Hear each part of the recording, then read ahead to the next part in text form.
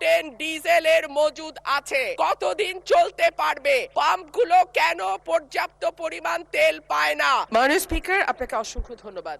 মাননীয় স্পিকার, কাদম্বরী মরিয়া প্রমাণ করিল যে কাদম্বরী মরে নাই। আমাদের তেলের দাম শেষমেশ বৃদ্ধি হইল মাননীয় স্পিকার, কিন্তু তার আগে আমরা দেখলাম কয়েক কিলোমিটার জুড়ে লম্বা লাইন। আমরা দেখলাম মাঝরাত পর্যন্ত ড্রাইভাররা দাঁড়িয়ে আছে, তারা তেল পাচ্ছে না, কিন্তু সরকারের সেই ব্যাপারে কোনো হেলদোল নাই। আশ্চর্য হয়ে লক্ষ্য করলাম মাননীয় স্পিকার, মন্ত্রীরা যখন সংসদে বক্তব্য দেন তখন তারা অবলীলায় বলেন বাংলাদেশে জ্বালানির কোনো ঘাটতি নাই, কিন্তু মাননীয় স্পিকার যখন তেল নিতে যায় তখন দেখা যায় 3 কিলোমিটার লম্বা লাইন। মাননীয় স্পিকার, সরকার সম্ভবত কিছু পদক্ষেপ গ্রহণ করবার ঘোষণা দিয়েছে।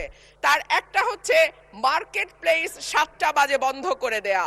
চমৎকার সিদ্ধান্ত মাননীয় স্পিকার, তবে মনে রাখতে হবে কেনা কাটা বা শপিং যেটুকু হয় সেটুকু সন্ধ্যার পরেই হয়, তার আগে হয় না। 2 হইল অফিস আদালতের সময় বলে পরিবর্তন করবে, 5 দিনের জায়গায় 4 দিন বা 3 দিন তারা কর্মঘণ্টা ঠিক করবে। কিন্তু প্রশ্নটা হচ্ছে যদি জ্বালানির কোনো সংকটই না থাকে তাহলে এত লম্বা লাইনই বা কেন?